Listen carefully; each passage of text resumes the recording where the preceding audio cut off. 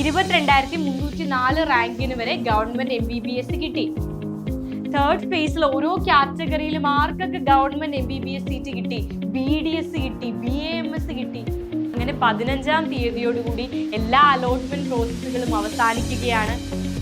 നിലവിൽ ഏതെങ്കിലും കോളേജിൽ അഡ്മിഷനിൽ തുടരുന്നവർക്ക് ഒരിക്കലും ഫ്രീ വേക്കൻസിയിൽ പാർട്ടിസിപ്പേറ്റ് ചെയ്യാൻ സാധിക്കില്ല.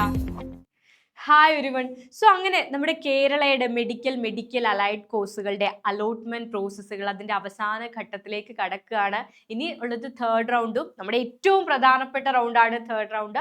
അതിനുശേഷം വളരെ കുറഞ്ഞ സീറ്റുകളിലേക്ക് മാത്രം അലോട്ട്മെന്റ് പ്രോസസ്സ് നടക്കുന്ന സ്ട്രേ വേക്കൻസി റൗണ്ടും. അപ്പോൾ ഇനി ഇതുവരെ എന്തൊക്കെയാണ് കേരള മെഡിക്കലിനും മെഡിക്കൽ അലൈഡിനും അലോട്ട്മെന്റ് പ്രോസസ്സ് എന്തൊക്കെ നടന്നു, എത്ര ഘട്ടങ്ങൾ അവസാനിച്ചു, ഇനി എത്ര ഘട്ടങ്ങൾ വരാനിരിക്കുന്നുണ്ട്, എത്ര റൗണ്ട് കൂടി അവശേഷിക്കുന്നുണ്ട്, നിലവിൽ ആർക്കൊക്കെ ഒരു ഗവൺമെന്റ് സീറ്റ് ഓരോ കാറ്റഗറിയിലും ഓരോ കോഴ്സുകളിൽ ആർക്കൊക്കെ ലഭിച്ചു, അതേപോലെ തേർഡ് അലോട്ട്മെന്റിൽ കഴിഞ്ഞ തവണ എത്രയാണ് ക്ലോസിംഗ് റാങ്ക് വന്നത്, ഇതൊക്കെ നമ്മളൊന്ന് ഡീറ്റെയിൽഡ് ആയിട്ട് അനാലിസിസ് നടത്തുകയാണ്. കാരണം ഇനിയും അലോട്ട്മെന്റ് വെയിറ്റ് ചെയ്തിരിക്കുന്ന 2026 പ്രിപ്പയർ ചെയ്യണോ, ഇത്തവണ തന്നെ കിട്ടാൻ സാധ്യതയുണ്ടോ എന്നൊക്കെ കരുതുന്ന ഒരുപാട് കുട്ടികളുണ്ട്. അല്ല, പ്രിപ്പറേഷനിലേക്ക് ഇറങ്ങിയ ആളുകളും കാണും. അവർക്ക് ഇനി അടുത്ത വർഷം ഏത് റാങ്ക് എയിം ചെയ്ത് പഠിക്കണം എന്നൊക്കെ അറിയാൻ വേണ്ടിയിട്ട് ജസ്റ്റ് ഒരു അനാലിസിസ് നമ്മൾ നടത്തുകയാണ്. യെസ്, അപ്പോൾ ഇതുവരെ നടന്ന അലോട്ട്മെന്റ് പ്രോസസ്സ് നമ്മൾ നോക്കുകയാണെങ്കിൽ കേരളത്തെ സംബന്ധിച്ച് ഓൾ ഇന്ത്യയുടെ MBBSന്റെയും BDSന്റെയും റൗണ്ട് 3 ആണ് ഇനി നടക്കാൻ പോകുന്നത്. റൗണ്ട് 3യുടെ റിസൾട്ട് ഡേറ്റ് ഇപ്പോൾ സ്കെഡ്യൂൾ എക്സ്റ്റെൻഡ് ചെയ്തിട്ടുണ്ട്. അതൊക്കെ നമ്മൾ കണ്ടിരുന്നു ഓൾറെഡി, എന്തുവരെയാണ് ചോയ്സ് ഫില്ലിങ്ങിനുള്ള ടൈം എന്നൊക്കെ. നമ്മൾ കേരളത്തിനെ പറ്റിയാണ് സംസാരിക്കുന്നത്. കേരളത്തിന്റെ MBBSന്റെയും BDSന്റെയും എത്ര റൗണ്ടുകൾ കഴിഞ്ഞു? ആദ്യ റൗണ്ട് കഴിഞ്ഞു, രണ്ടാമത്തെ റൗണ്ട് കഴിഞ്ഞ് അതിന്റെ റിസൾട്ട് വന്നു, മൂന്നാമത്തെ റൗണ്ടിന്റെ ഓപ്ഷൻ കൺഫർമേഷൻ ആണ് നടന്നുകൊണ്ടിരിക്കുന്നത് അല്ലെ. നിലവിലെ സ്കെഡ്യൂൾ അനുസരിച്ച് നമ്മൾ റിസൾട്ട് എക്സ്പെക്ട് ചെയ്യുന്നത് 15-ാം തീയതി ആയിരുന്നു ആദ്യം വന്ന സ്കെഡ്യൂൾ അനുസരിച്ച്. പക്ഷെ ഓൾ ഇന്ത്യയുടെ ഇപ്പോഴത്തെ സ്കെഡ്യൂൾ അനുസരിച്ച് ചിലപ്പോൾ അത് കുറച്ച് മുന്നിലേക്ക് പോകാനുള്ള സാധ്യതയും കാര്യങ്ങളും ഉണ്ട്. ചിലപ്പോൾ നാളെ തന്നെ വന്നെന്നിരിക്കാം, അല്ലെങ്കിൽ അത് മുൻപോട്ട് പോകാനുള്ള പുതിയ സ്കെഡ്യൂൾ അനുസരിച്ച് അത് എക്സ്റ്റെൻഡ് ചെയ്യപ്പെടാനുള്ള സാധ്യതയുണ്ട്. ആ പുതിയ സ്കെഡ്യൂൾ നമുക്കൊന്ന് നോക്കാം. പക്ഷേ നിലവിലുള്ള റാങ്ക് നമുക്കൊന്ന് ചെക്ക് ചെയ്യാം. അപ്പോൾ കേരളത്തിന്റെ ഗവൺമെന്റ് സെക്ടറിലും പ്രൈവറ്റ് സെക്ടർ സെൽഫ് ഫിനാൻസിങ് സെക്ടറിലും ഒക്കെ ഗവൺമെന്റ് സെക്ടറിലും സെൽഫ് ഫിനാൻസിങ് സെക്ടറിലുള്ള MBBSന്റെയും BDSന്റെയും അതേപോലെ മെഡിക്കൽ അലൈഡ് കോഴ്സുകൾ, ഹോമിയോപ്പതി, സിദ്ധ, യുനാനി തുടങ്ങിയ എല്ലാ കോഴ്സുകളുടെയും രണ്ടാം ഘട്ട അലോട്ട്മെന്റ് അങ്ങനെ അവസാനിച്ചിരിക്കുകയാണ്. ഓക്കെ, സെക്കൻഡ് റൗണ്ട് എല്ലാത്തിൻ്റെയും കഴിഞ്ഞു. MBBS ആയിക്കോട്ടെ, BDS ആയിക്കോട്ടെ, BHMS, ഹോമിയോപ്പതിയും സിദ്ധയും യുനാനിയും ഒക്കെ കഴിഞ്ഞു. അതിൽ MBBSന്റെയും BDSന്റെയും തേർഡ് റൗണ്ടിലേക്കുള്ള ഓപ്ഷൻ രജിസ്ട്രേഷൻ, ഓപ്ഷൻ കൺഫർമേഷൻ ഒക്കെയുള്ള ഇത് വന്നിട്ടുണ്ട്. നമുക്കിപ്പോൾ ഓപ്ഷൻ കൺഫർമേഷൻ നടത്താനുള്ള അവസരമൊക്കെ പുതിയ ചോയ്സുകൾ ആഡ് ചെയ്ത്, അതായത് പുതുതായിട്ട് വന്ന സീറ്റുകളിലേക്കുള്ള ചോയ്സുകൾ ആഡ് ചെയ്ത് ഓപ്ഷൻ കൺഫർമേഷൻ നടത്താനുള്ള സ്കെഡ്യൂളും കാര്യങ്ങളും ഒക്കെ വന്നിരുന്നു. എന്നാൽ ആയുർവേദത്തിന്റെയും സിദ്ധയുടെയും ഒന്നും എന്ത് വന്നിട്ടില്ല, ഓപ്ഷൻ കൺഫർമേഷൻ നിലവിൽ ഞാൻ ഈ വീഡിയോ ചെയ്യുന്നത് വരെ ആ ഓപ്ഷൻ കൺഫർമേഷന് വേണ്ടിയിട്ടുള്ള റൗണ്ട് 3യിലേക്കുള്ള യാതൊരുവിധ നോട്ടിഫിക്കേഷനും വന്നിട്ടില്ല. യെസ്, ഇനി നമുക്ക് നോക്കാം. MBBSന് ഓപ്പൺ കാറ്റഗറിയിൽ 861 വരെ അഡ്മിഷൻ ലഭിച്ചു. തേർഡ് റൗണ്ടിൽ കഴിഞ്ഞ വർഷം 954 വരെ കിട്ടിയിരുന്നു. യെസ്, ഈഴവയ്ക്ക് 1899 വരെ ഈ വർഷം സെക്കൻഡ് റൗണ്ടിൽ കിട്ടി. കഴിഞ്ഞ വർഷം തേർഡ് റൗണ്ടിൽ 2483 വരെ അഡ്മിഷൻ ലഭിച്ചിരുന്നു. യെസ്, മുസ്ലിം കാറ്റഗറി നോക്കുകയാണെങ്കിൽ സെക്കൻഡ് അലോട്ട്മെന്റിലൂടെ 1134നും LA 3680നും VK വിശ്വകർമ്മ 3119നും ധീവര 8062നും ബാക്ക്വേർഡ് ഹിന്ദു 2748നും ബാക്ക്വേർഡ് ക്രിസ്ത്യൻ 2849നും KN 9811നും KU 24407നും SC 15228നും ST 25421നും EW 3258നും നിലവിൽ ഇതുവരെ നടന്ന അലോട്ട്മെന്റ് പ്രകാരം ഗവൺമെന്റ് MBBS സീറ്റുകൾ ലഭിച്ചു. അപ്പൊ നമ്മൾ കഴിഞ്ഞ വർഷത്തെ തേർഡ് റൗണ്ട് നോക്കുകയാണെങ്കിൽ എനിക്ക് ST 22,304 കഴിഞ്ഞ തവണ തേർഡ് റൗണ്ടിൽ അവസാനമായിട്ട് അഡ്മിഷൻ ലഭിച്ചത്. പക്ഷെ ഇത്തവണ ST 25,000 തന്നെ ഇത്തവണ സെക്കൻഡ് റൗണ്ടിൽ കിട്ടി. അതേപോലെ 3,320 മാത്രമായിരുന്നു ഇക്കണോമിക്കലി വീക്കർ സെഷന് കഴിഞ്ഞ തവണ തേർഡ് റൗണ്ടിലൂടെ കിട്ടിയതെങ്കിൽ ഇത്തവണ സെക്കൻഡ് റൗണ്ടിൽ 3,258 വരെ കിട്ടി. അപ്പോൾ 3,300 അടുത്ത റൗണ്ടിൽ സാധ്യതയുണ്ട്. യെസ്, ഇത്തവണ 861 വരെയാണ് ഓപ്പൺ കാറ്റഗറി വന്നത്. ഒരു 900 വരെ വരാനുള്ള സാധ്യതയുണ്ട്. നമുക്ക് വെയിറ്റ് ചെയ്യാം. 900 950 വരെ കഴിഞ്ഞ തവണ കിട്ടിയിട്ടുണ്ട്. നമുക്കൊന്ന് വെയിറ്റ് ചെയ്ത് നോക്കാം. ഈഴവ 1899 കഴിഞ്ഞ തവണ 2400. ഞാൻ ഓൾറെഡി പറഞ്ഞല്ലേ 2400. അപ്പോൾ ഒരു കുറച്ച് റാങ്കും കൂടി. ചില കാറ്റഗറിയുടെ പ്രത്യേകത എന്താന്ന് വെച്ചാൽ ഇപ്പോൾ ഫസ്റ്റ് റൗണ്ടിലോ സെക്കൻഡ് റൗണ്ടിലോ കിട്ടിയ ആ ഒരു റാങ്കിൽ നിന്നും തീരെ മുൻപോട്ട് പോകത്തില്ല. അതായത് ആ ഒരു റാങ്ക് തന്നെയായിരിക്കും ക്ലോസിംഗ് റാങ്ക് ആയിട്ട് വരും. എന്നാൽ ചില കാറ്റഗറിയിൽ വളരെ വലിയ മാറ്റങ്ങൾ വരും. അതിപ്പോൾ ആ കിട്ടിയ കുട്ടി ജോയിൻ ചെയ്യുന്ന കോളേജിനെ ബേസ് ചെയ്തിരിക്കും. ഇപ്പൊ സെക്കൻഡ് റൗണ്ടിൽ മുസ്ലിം LA കാറ്റഗറിയിൽ 3680 കിട്ടിയിരിക്കുന്നത്. അപ്പൊ ഈ 3680 കിട്ടിയതിൽ ഒരു 200 കുട്ടികൾ എന്ത് ചെയ്യുന്നില്ല, ആ സീറ്റ് എടുക്കുന്നില്ല എന്നുണ്ടെങ്കിൽ, അല്ലെങ്കിൽ ആ ഒരു റാങ്ക് ആണ് ഞാൻ പറയുന്നത്, 200 റാങ്കിനുള്ളിൽ വന്നിരിക്കുന്ന കുട്ടികൾ ആ സീറ്റ് എടുക്കുന്നില്ല, അവർക്ക് വേറെ ഏതെങ്കിലും കിട്ടി, വേറെ ഓൾ ഇന്ത്യ തലത്തിലോ വേറെ എവിടെയെങ്കിലും അവർ ജോയിൻ ചെയ്തു, അല്ലെങ്കിൽ വേറെ എന്തെങ്കിലും അവർ ചെയ്തിട്ടുണ്ടെങ്കിൽ മാത്രം ആ വേക്കൻസിയിലേക്കാണ് അടുത്ത റൗണ്ടിലേക്ക് സീറ്റ് വരിക, അല്ലെങ്കിൽ ആഡ് ചെയ്യപ്പെടുന്ന സീറ്റുകളിൽ മാത്രമാണ് വരിക. അപ്പൊ ഇത്തവണ തേർഡ് റൗണ്ടിൽ വീണ്ടും സാധ്യതകൾ ഉണ്ടെന്ന് തന്നെ പറയാം. കാരണം കുറച്ച് സീറ്റുകൾ കൂടിയിരുന്നു അല്ലെ, കുറച്ച് കോളേജുകൾ വന്നു, ക്യാമ്പസുകൾ വന്നു, പുതിയ സീറ്റുകൾ വന്നു, ഓൾ ഇന്ത്യ തലത്തിലാണ് ഒരുപാട് സീറ്റുകൾ വർദ്ധിപ്പിച്ചിട്ടുണ്ട്. അപ്പൊ അതുകൊണ്ട് തന്നെ തേർഡ് റൗണ്ടിലേക്കുള്ള സാധ്യത കൂടുതലാണെന്ന് തന്നെ പറയേണ്ടി വരും. യെസ്, BDS നോക്കുകയാണെങ്കിൽ 3648 ഇതുവരെ ഓപ്പൺ കാറ്റഗറിയിൽ സെക്കൻഡ് റൗണ്ടിൽ കിട്ടിയിരിക്കുന്നത്. കഴിഞ്ഞ വർഷം 4400 വരെ കിട്ടിയിരുന്നു. അത് വെച്ച് നോക്കുകയാണെങ്കിൽ ഒരു 1000 റാങ്കിനും കൂടി സാധ്യതകളുണ്ട്. പക്ഷെ അത്രയും നമുക്ക് എക്സ്പെക്ട് ചെയ്യാൻ പറ്റില്ല. എനിവേ ഒരു 4000 വരെ കിട്ടാനുള്ള സാധ്യത ഉണ്ടെന്ന് നമുക്ക് പറയാം. യെസ്, നമുക്കറിയാം, ഒരു ദിവസം കൂടെ വെയിറ്റ് ചെയ്താൽ അറിയാം എന്താണ് വരാനുള്ളതെന്ന്. യെസ്, ഈഴവ 4999, മുസ്ലിം 3914, LA 9527, DV 11757, VK 4034, BH 8971, backward Christian 6220, KN 15404, KU 26530, SC 18704, ST 32482, EW 7098 second റൗണ്ടിൽ ഗവൺമെന്റ് സെക്ടറിൽ BDS സീറ്റ് കിട്ടി.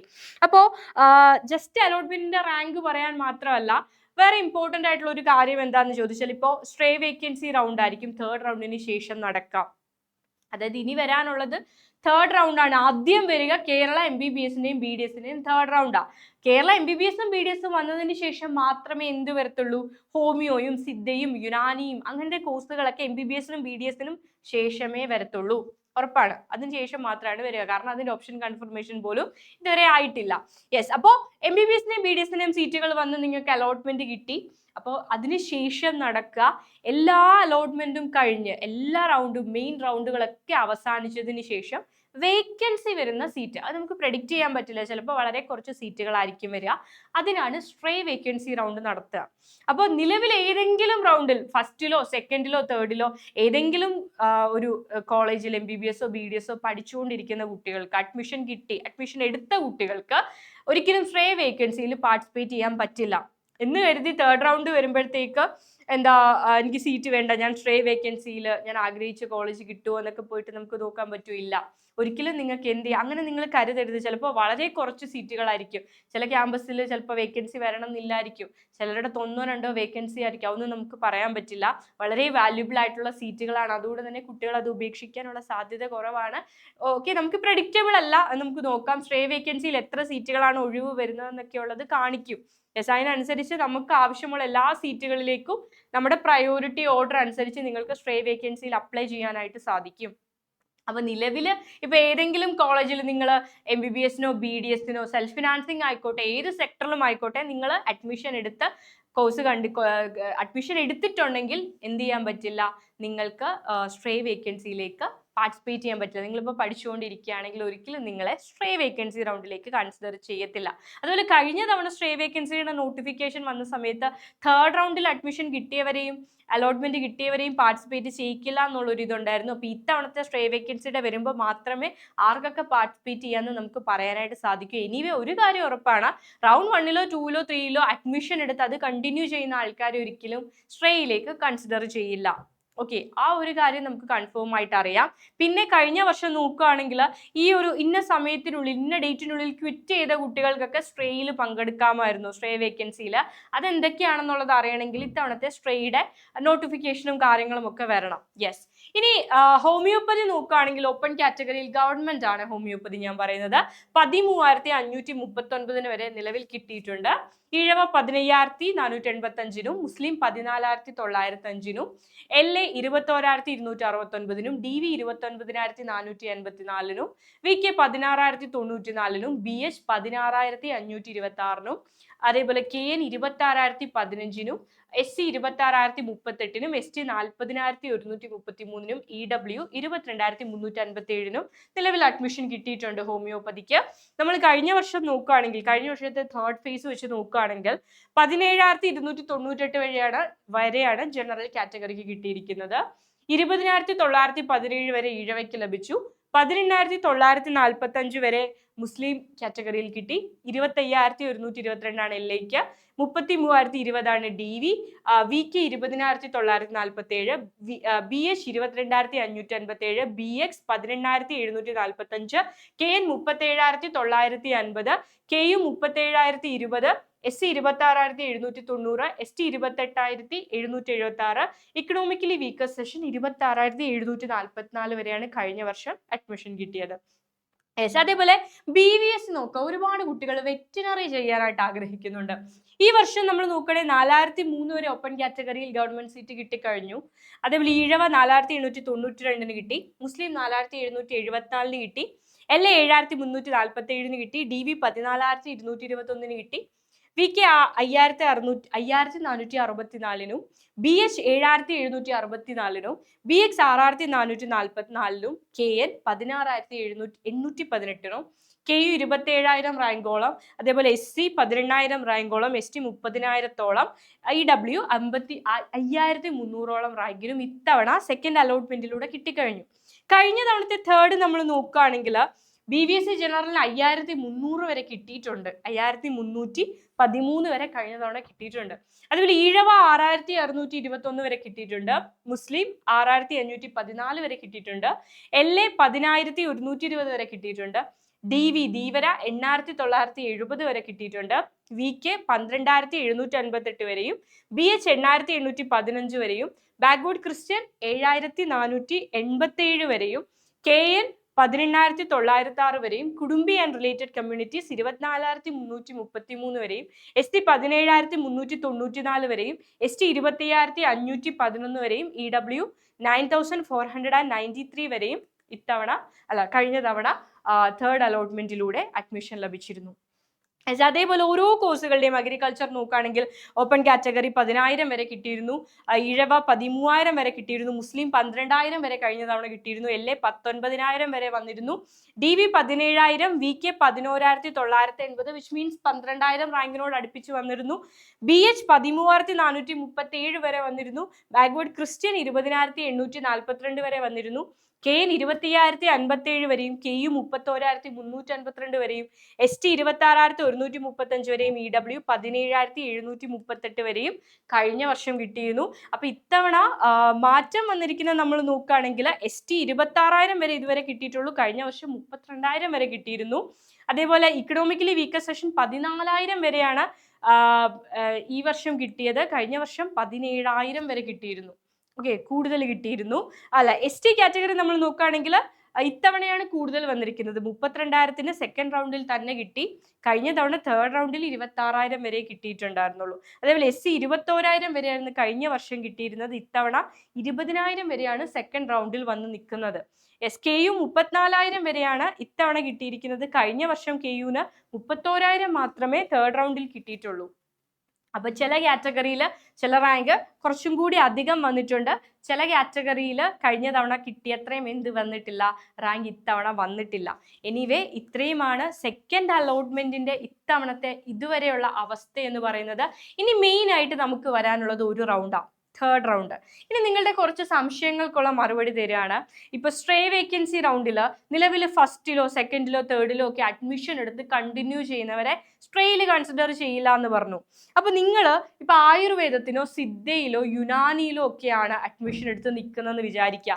ഇപ്പോൾ നമ്മൾ നമ്മുടെ സെക്കൻഡ് റൗണ്ട് നോക്കുകയാണെങ്കിൽ യുനാനിക്ക് 44,926 വരെ ഓൾറെഡി അഡ്മിഷൻ കിട്ടിക്കഴിഞ്ഞു അല്ലെ. അതേപോലെ സിദ്ധയ്ക്ക് 44,171 ഓൾറെഡി അഡ്മിഷൻ കിട്ടിക്കഴിഞ്ഞു. അപ്പോൾ ഈ കുട്ടികളൊക്കെ നിങ്ങൾക്ക് MBBS-ന്റെയും BDS-ന്റെയും സ്ട്രേ വേക്കൻസിയിൽ ഇപ്പം നിങ്ങൾ പോയി അഡ്മിഷൻ എടുത്തിട്ടുണ്ട്, നിങ്ങൾ അതിൽ കണ്ടിന്യൂ ചെയ്യാണ്. നിങ്ങൾക്ക് സ്ട്രേ വേക്കൻസിയിലേക്ക് വരാൻ പറ്റുമോ എന്ന് ചോദിച്ചാൽ MBBS-ന്റെയും BDS-ന്റെയും സ്ട്രേ വേക്കൻസിയിലേക്ക് നിങ്ങളെ കൺസിഡർ ചെയ്യും. ഓക്കെ, അപ്പോൾ MBBS-ന്റെയും ബാക്കി അലൈഡ് കോഴ്സുകളിൽ നിൽക്കുന്ന കുട്ടികൾക്ക് ഇത് ബാധകമല്ല.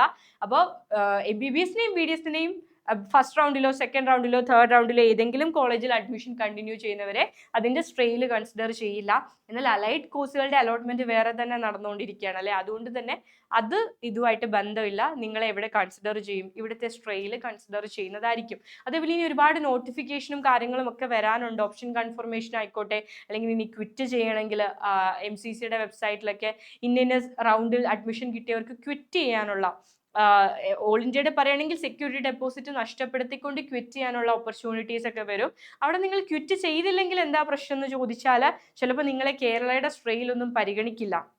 കഴിഞ്ഞ വർഷം നമ്മൾ നോക്കുകയാണെങ്കിൽ ഓൾ ഇന്ത്യയുടെ അലോട്ട്മെന്റിൽ സ്ട്രെയിൽ ഉണ്ടായിരുന്ന കുട്ടികളെ കേരളയിലേക്ക് കൺസിഡർ ചെയ്യേണ്ട എന്നുള്ളൊരു നോട്ടിഫിക്കേഷൻ MCC കൊടുത്തിരുന്നു. അതുകൊണ്ട് തന്നെ സ്ട്രേ വേക്കൻസി ലിസ്റ്റ് റീപബ്ലിഷ് ചെയ്തിരുന്നു. ഞാൻ ഓൾറെഡി ഒരു വീഡിയോയിൽ പറഞ്ഞതാണ്.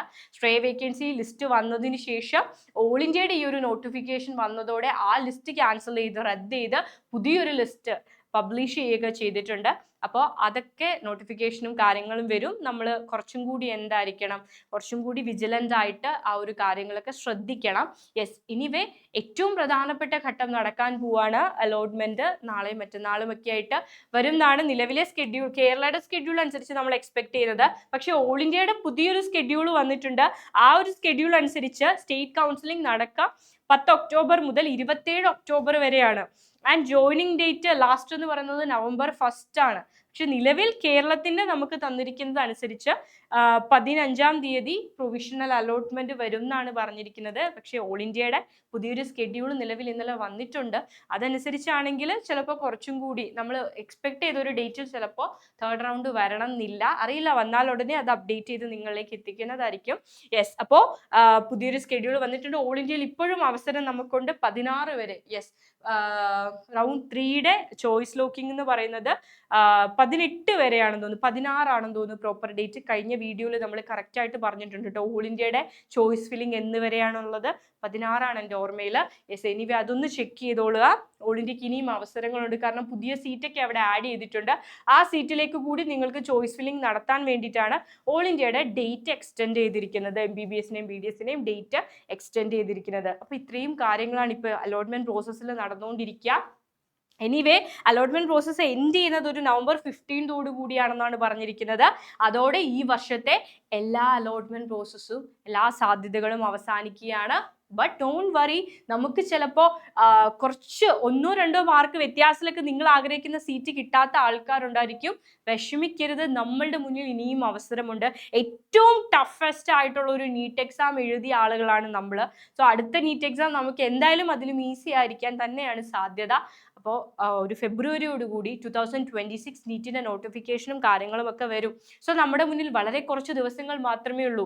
നല്ല പ്രിപ്പറേഷൻസ് ഇപ്പോൾ തന്നെ ആവശ്യമാണ് നിങ്ങൾക്ക്. അപ്പോൾ ഇനിയും അലോട്ട്മെന്റിലേക്ക് ഫോക്കസ് ചെയ്ത് നമ്മൾ അങ്ങനെ വിഷമിച്ചിരിക്കുകയല്ല ചെയ്യേണ്ടത്. നമ്മളുടെ മുന്നിലുള്ള ഓരോ ടൈമും വളരെ വാല്യുബിൾ ആയിട്ട് യൂട്ടിലൈസ് ചെയ്യുകയാണ് ചെയ്യേണ്ടത്.